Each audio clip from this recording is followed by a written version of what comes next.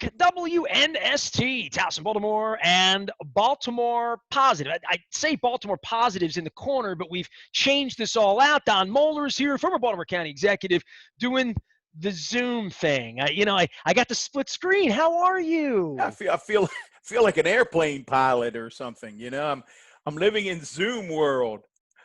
Well, we're making a shift, I would say here, and certainly the city of Baltimore has made a shift, and as well as my hair and my hat and the Oriole thing, and I'm wearing that for you in this deep, long-lost season of lost baseball. But it's been a little while since we got together, a couple weeks since we've talked about the election. I think the last time we talked, the election was in chaos the morning after the election in first district, and we're going to count ballots. We have a winner now, and Brandon Scott is going to be he is mayor-elect, even though he had less than 50,000 votes, less than 30% of the electorate. But this is the way elections work in Baltimore. There is no second place. He will be the mayor in November, correct? He will be the mayor. He'll be the mayor. He'll take office in December. And I think we learned a couple of things. And I think the vote total is a bit deceptive, that when folks would look and say, well, he got just under 30% of the vote. But I think when you add, clearly he would have gotten, I don't think there's any debate, he would have gotten the bulk of the other votes in a runoff election. So he would have gotten Mary's votes. He would have gotten Theroux's votes. He would have gotten TJ's votes. Well, he will get those in November, right? Perhaps. Oh, absolutely. Yeah. The election, I love elections, and I wish, I think anybody that steps up, whether they be an independent or a Republican, to run should be applauded. It's not easy. You thought about it. You toyed with it.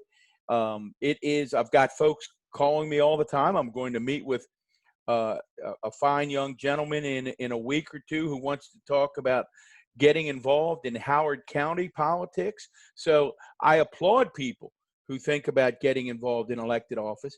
And I wish Brandon all of the best. But as I said, I think his support will be much broader than people think. And I think for him, that's an opportunity. It's an opportunity to hit the ground running and really begin to turn the corner in Baltimore City. It's interesting, Nestor.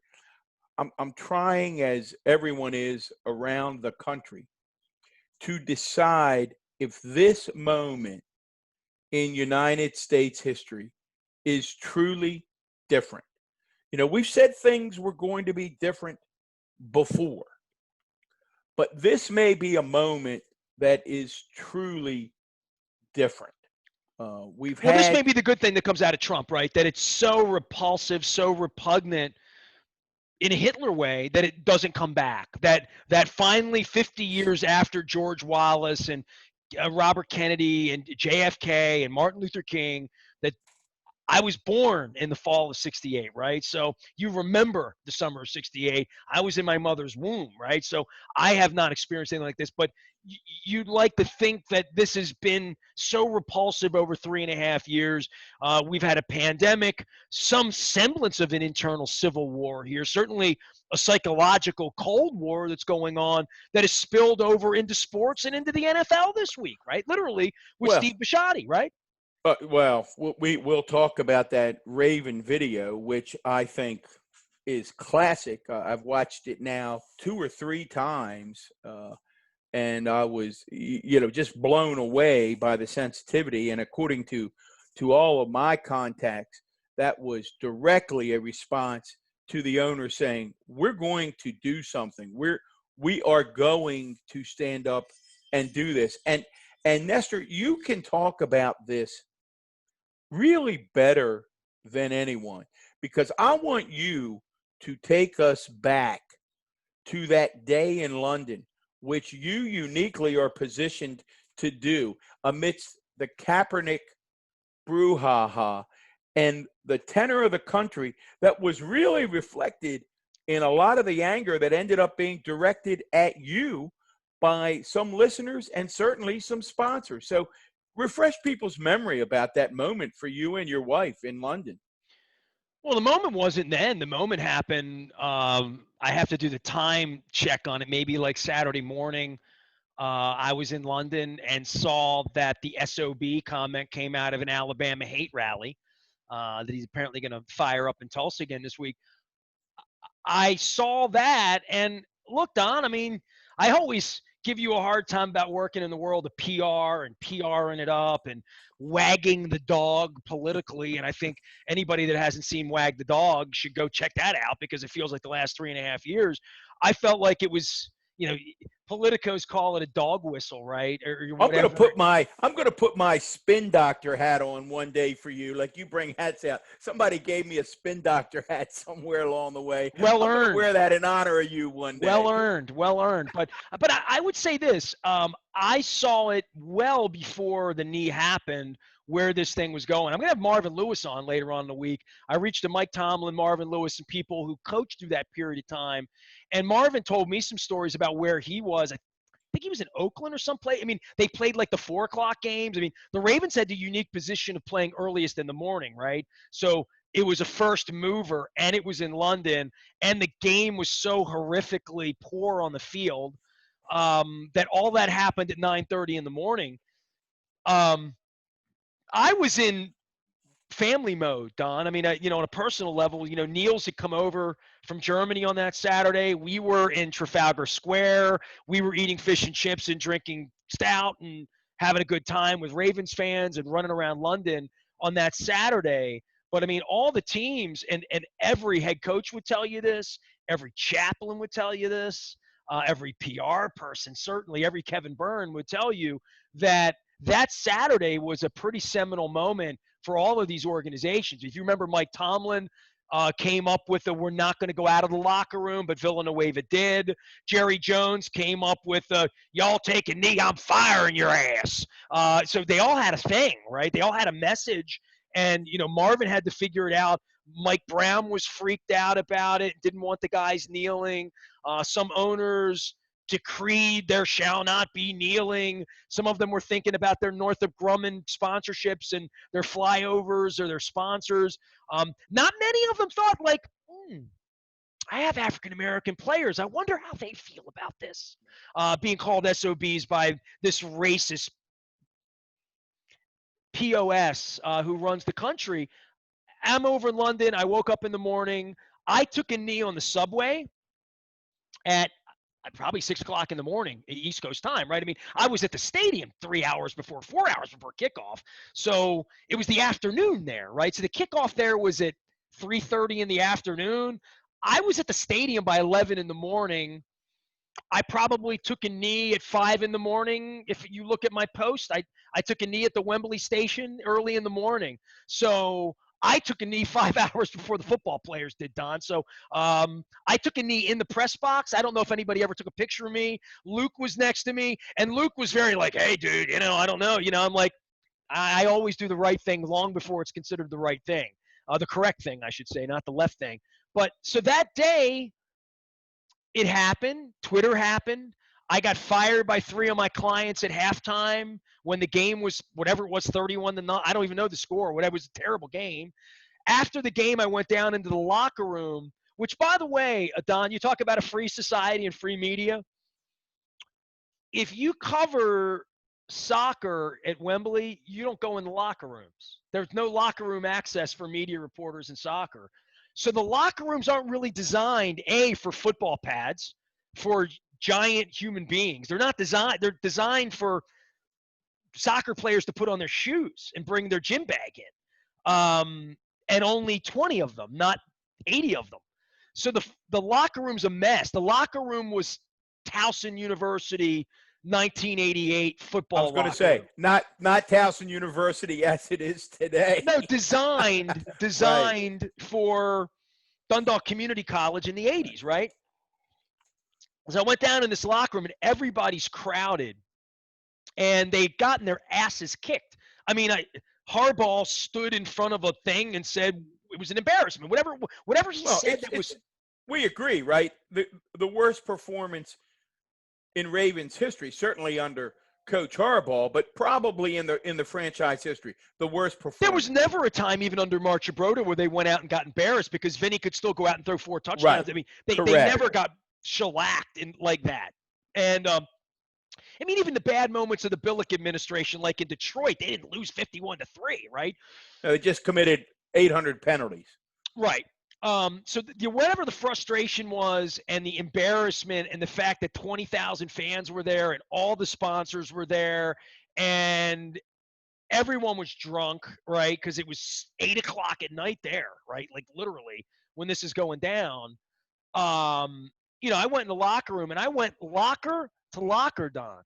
I went to Matt Judon's locker, Levine, Mosley, all the African American players took a knee, and I said, my people came off a boat. I'm an immigrant, and I see what this guy's doing, this racist creep is doing across the pond, and you guys are taking on heat. I just want to know that I kneeled with you to stand with you, and I went locker to locker.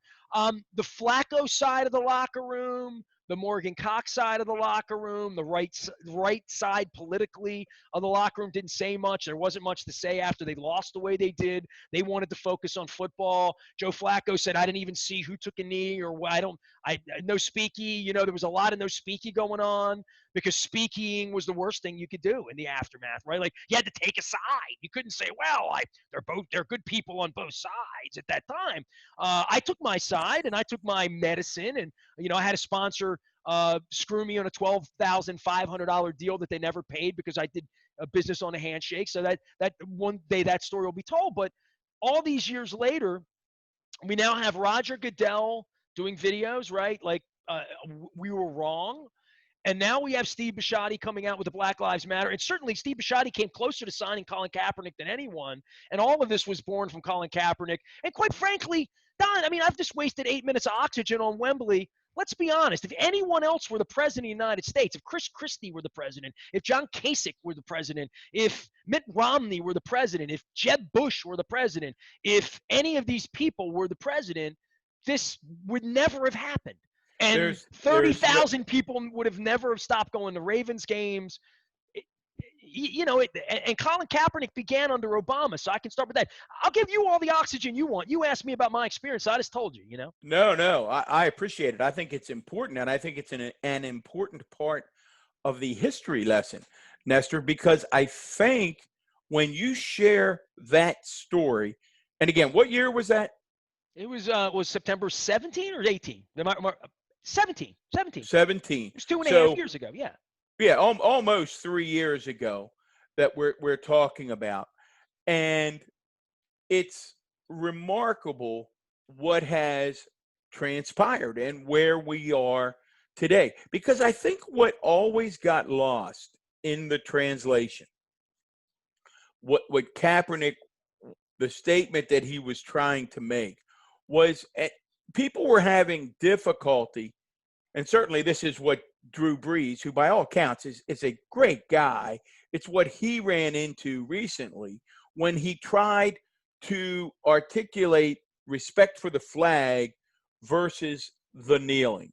And I think as people tried to divide that baby, they never grasped the key issue that Kaepernick was trying to draw attention to, which was this issue of we have a systemic racist issue in the United States of America. And as a result of that systemic racism, African Americans and people of color are endangered. And all of a sudden, not all of a sudden, it's 400 years, but because of recent tragic events, it appears that the bulk of the American people, Democrat, Republican, Independent, fat, old, short, tall, other than those few folks who will cling to the Confederacy until the day they die, I mean, that's just who they are, but I truly believe they're It really is amazing in America that somebody would cling to the Confederate flag more than the American flag. Like that to me seems so. And again, Don, my mother who passed away, who you read over her funeral, her uncle has literally a statue and a plaque in the square in Abbeville, South Carolina, that I believe who the woman that played Pretty Woman, Jessica, what's her name? Pretty Woman. Pretty Woman. Who played Pretty Woman? Julia Roberts. Julia Roberts. The movie Sleeping with the Enemy. You remember the movie? It was filmed in Abbeville, South Carolina, and Julia Roberts spoke out about the Confederacy and how many this is 30 years ago, right? Listen, Nestor, my grandmother was on my mother's side was a proud lady of the South. She grew up in Richmond. She loved Richmond. Like you, I love fried chicken. I love batter bread cooked in a cast iron frying pan on the stove. I love black-eyed peas. I can do all of that. I can do all of that and respect those parts of her Southern heritage, and at the same time say that if you fought for the Confederacy in the Civil War, you were a traitor. That if you were Robert E. Lee and you were Jefferson Davis, you were trying to destroy the United States of America. And as recent documentaries have shown, as effective as Ulysses S. Grant was, it may, in historical terms, be proven that he was actually too generous, that we didn't destroy the myth of the South, which then had a rebirth during Reconstruction and Jim Crow, the Jim Crow era, where we tried to create this sort of romantic narrative that it was all about an agrarian economy. No, folks. The truth is it's about To Kill a Mockingbird. To Kill a Mockingbird is the truth, right? Slavery, right. It was about Atticus Finch, and it's about Jim saying, stand up, children, your father's passing. It's about doing the right thing, and all of those monuments and all that silliness and the flag. It's time to listen. I think about my friend Kevin Kamenetz often, and I remember the day when he walked into my office and he said, and we had struck this deal with the city to take over this gorgeous park out off of Falls Road. You probably have been there many times. It was called Robert E. Lee Park. And city wasn't in a position to take care of it. It was in total disrepair. So the county said, look, it's in the county. Let us take it over. We'll take care of it like we take care of our parks, and it'll be wonderful. But Kevin said, we're not going to call it Robert E. Lee Park. And he took incredible criticism from people when he said, I don't care what the deed says. We don't need to change the name in the deed. But in terms of Baltimore County, we're going to call it Lake Roland. There's a lake there, and that's what we're going to call it. And we're not going to call it Robert E. Lee Park.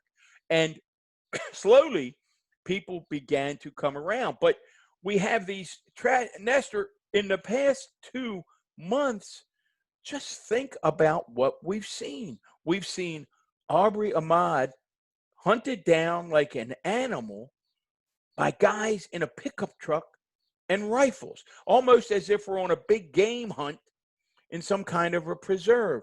We then have George Floyd for 8 minutes and 46 seconds with an officer kneeling on his neck while other officers stand and watch a man murdered. So we think, okay, that certainly is a wake-up call.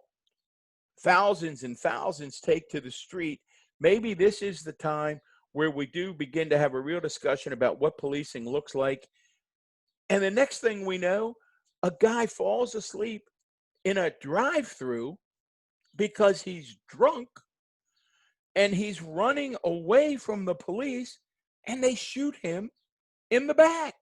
Now, I can't comprehend. And when folks talk about and reject the concept of white privilege, and again, some of our listeners aren't going to like this, but if you can't understand what white privilege is when a gentleman falls asleep in a drive-through and is running away from police and gets shot in the back, then you really are missing what's happening in our nation. And I think, listen, and in the midst of this, and in the midst of the Atlanta murder, one of the key advisors to the president of the, I don't even know why I'm laughing, because the man is not funny. It makes me scratch my head and count the days until November the 3rd. But Larry Kudlow, the chief economic advisor to the president of the United States, goes on CNBC and says there is no systemic racism in the United States of America. Now, I don't know what to make of that. It's just insanity, Nestor. And I hope the people stay in the streets until we get real change in America. And I think we started this whole discussion by saying that I think we're going to have change in the city, period, right? Brandon will be in a unique situation to bring about real change in Baltimore City, because I think we had Commissioner Harrison on, and Commissioner Harrison couldn't have been clearer. He tried to clean up New Orleans, and he used that term over and over and over again, Nestor: constitutional policing. And I think you and I have been crystal clear. And I say to anyone, listen, I was county executive. I was chief of staff for 2 county executives. I have the utmost respect for the officers, the men and women of the Baltimore County Police Department. By and large, they are outstanding. We just had Melissa Hyatt on a couple weeks ago. Outstanding people. I had a cousin who's like a brother to me, who went far too soon because of, again, the awful disease of cancer. But he was a major in the Maryland State Police. I had a second cousin who was a lifelong Baltimore City police officer. I have another cousin who is a corrections officer in the state of Maryland. I have great respect for the men and women of the police department. But, and this is a big but, Nestor, and you've alluded to it, and this but matters, I believe the men and women of police departments all across this nation have been ill-served by the Fraternal Order of Police. Now, some people aren't going to like that, but I will suggest. Well, you go back and you watch the Joe Crystal stuff, and you at least here in Baltimore, and you say when someone is a whistleblower, which is what you want on the staff, they are the ones excommunicated, right? Like that becomes part of the credo and the creed that sort of perpetuates its own ugliness, to be really honest with you. Like the worst founded thoughts out there about police are then become founded when these incidents happen, and this is why people are in the streets, right? Like, so I don't know that we're ever going to have 100% clean cops, but the 98% that are clean have to be able to point out the 2% that aren't, or whatever that number is. And when that's unavailable because of the union not protecting people, that and I think a lot of people in America have just thought that's gone on too long. And I don't think any of us believe defunding the police should mean we shouldn't have police, right? Like defunding the police, when I think of horrific left-wing ideas and putting names and an identity to something, defund the police is really, really not a good message in the summer of a national election that needs to be won by Joe Biden in November. Yeah, I wish. It's funny. I was talking to Reverend Hathaway just recently about that topic, and he and I. By the way, how's his golf game? Is yours better than his? Who won? Hey, listen, he's a pretty good golfer. I'll tell you that. The Reverend hits it pretty darn good. But we were talking, and he's actually going to write an article. I think he's starting up a column in the Baltimore Post, and he's going to write an article about what defund the police means. And I think he and I both agreed that, when you're an activist, you're not always thinking about the messaging of what you're trying to communicate. And I think as people begin to talk about it, they're going to quickly recognize that defund the police doesn't mean we're doing away with police departments across the country. If the topic becomes that, should we take a look at what police officers do and are asked to do and what they shouldn't be asked to do, and maybe adjust our funding. I think, again, the bulk of the Americans, other than that few who cling under a rock, who continue to think they should be walking the streets with AK-47s. Listen, I've said it. I've said it probably 10 times on Baltimore Positive. There were 30% of the American public that supported Joe McCarthy at the beginning of the McCarthy terror back in the 50s. When it was all over and he was disgraced and run out of town, 30% still supported Joe McCarthy. So that 30% is going to And be they there. taught their grandkids how to support George Wallace and Richard Nixon, who taught their grandkids how to support Ronald Reagan, and right. I mean, so that's just kind of the perpetuation of how you get to Donald Trump. I mean, what Trump did, what Trump did, and why Trump is so dangerous, and why you and I rail against his presidency, whether people like it or not, quite frankly, is that he's tried to make it okay. And I'll tell you, we had a big discussion in our family over the weekend, and we sort of had a split decision on how many this. Democrats, Republicans, when you get 40 people in a room at the mall? Because there are a lot of Mohlers, dude. I mean, I've met every one of your cousins, but what's the percentage politically? Because I sense that you have like some younger people that are part of the Alex Keaton Young Republicans Club, right? It's a mix, I guess. If you were to say, if I was trying to say in my immediate family, they're obviously all Democrats. But if I take the somewhat extended Mohler family, it's probably 60% Democrats, 40%. A lot of there is a healthy my debate. There would have been a lot of support for John Kasich on your in your family. I was going to say most of the you and I voted for Republicans. Bob Ehrlich back before we knew what we were doing, right? I did. Right? I always, and I would say this. I say this publicly. I'd like to have that vote back, but and I like Bob personally. I told but that. I walked up to Bob 6 months ago and I told him, I said, "You're putting kids in cages and defending that, and your wife's out, holding up Trump stuff. I'm not." And I love Joe Slifka, but he's wrong. And yeah, I'm not sure why Bob made that choice. But the debate that we had over the weekend. It'd be interesting. I'll ask you where you come down on this, and maybe people will chime in on social media. Has to do with when Trump originally scheduled the rally in Tulsa on Juneteenth, one of the most revered days for African Americans across the nation. Listen, I was privileged for years to attend Juneteenth ceremonies in Baltimore County in a official capacity. So the discussion that we had was, now he's moved it to the day after. He probably should move it a week, but since they celebrate pretty much all weekend. But listen, I'll take moving it a day is at least awareness of something.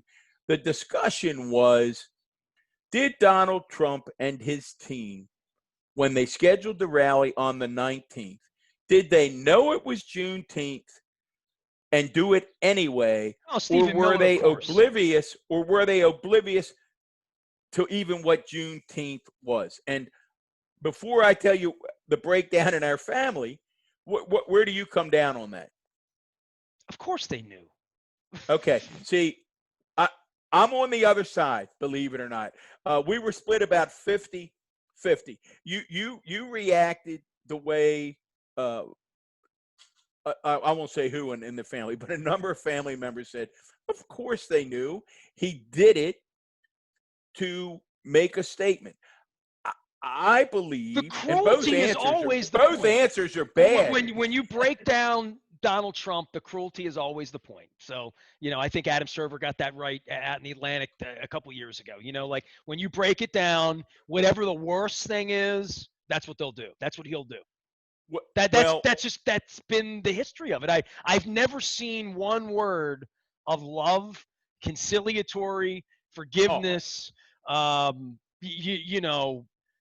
hope, these ideals, integrity, learning, gratitude. I've never seen any of these ideals that I hold sacred to be a part of. It would seem, in the sort of old school Sicilian way, it would be a sign of weakness to be kind. That gene does not exist. I mean, enough people have written. I probably, I mean, I'm small potatoes. I've probably written 3 different blogs about his lack of empathy gene. I mean, that part is not there, and that part, as you know, No, no, no. I what I don't think it's a lack of empathy. I think it's the exact opposite. I think there's some Hitlery sort of the cruelty is the point. well, That is the personality. It's not about being kind. It's not about being neutral, right? Neutral, love and hate. That's indifference. It's about the joy of inflicting cruelty. That well, no, is no, an obvious part of his personality that I find revolting. yeah. Deplorable to borrow Hillary Clinton's words. So I think that part of it would lend itself to believe, sure, whatever the cruelest thing is possible, that he'll pick that box. And it also, there's also the narcissism of having the attention. If the thing was on June Right. 21st, it wouldn't be a talking point. What can we No, do to no. make it the worst talking point possible to show how awful we are? We'll do it that day. And so, Well, yeah, come on. no, no. I agree with everything you just said. As a matter of fact, Is I it possible posted. he didn't know what Juneteenth is? Sure. Is it possible the dozen people around him that would do this, or the people that booked the arena, or all of that, or yeah, I would think do it anyway was Yeah. the order from headquarters. Yeah. See, Sure. yes, but I can imagine that Stephen Miller has never heard of Juneteenth. But having said that, it's why I continue to believe that the comparison that the American public is ready to make is I think they're starting to embrace. Polls will change a million times, but I think they're starting to embrace what you just said, is that they're seeing a narcissistic, mean, ugliness about this man that That has led into the streets. they just say, man, we just can't do this anymore. So, hey, Nestor, before we start to move on and get out of here, I have to ask you, because you and I, anybody who's listened to us know that we've had a lively disagreement about the Orioles over the years. There you go. You got Something the hat on. magic I am happened. extremely frustrated with ownership right now. I More bet you so than are. the players. I think it's amazing. You've written about it, that they're going to be the only sport to not get it. I really, you're going to have to tell me what makes them tick. But were you encouraged by the announcement that the Stadium Authority and the Angelos boys were publicly saying they're going to engage in talks to get this thing done? Well, that's what you do. I mean, that's how you open it up, and then you say, "I want X, and I'll give you Y." Step And one, what right? other options do we have? I mean, if you think they haven't been on the phone with somebody in Nashville trying to figure it out and playing the number up in New York, and look, everyone tells me the owners would never allow them to leave.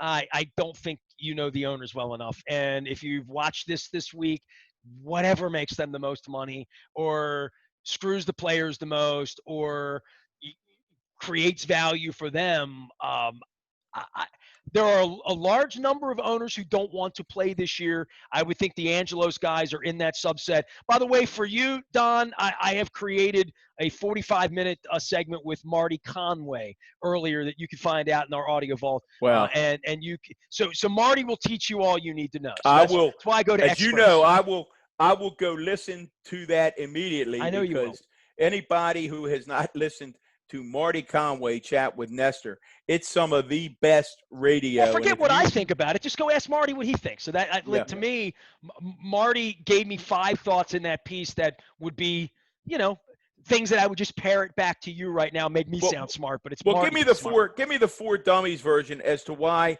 some owners don't want to play. Because you can't make money without fans. I mean, it's still designed, unlike the NFL that's designed around television, that they can still make money from their television package. Baseball really sells hot dogs, sells things, creates commerce, all of that. That was promised when you build them a stadium. That's another segment. Don, I promise you, we'll have plenty of time to talk about baseball when they're not playing baseball, right? So, hey, man, I appreciate you, and I appreciate all your support on the togetherness thing.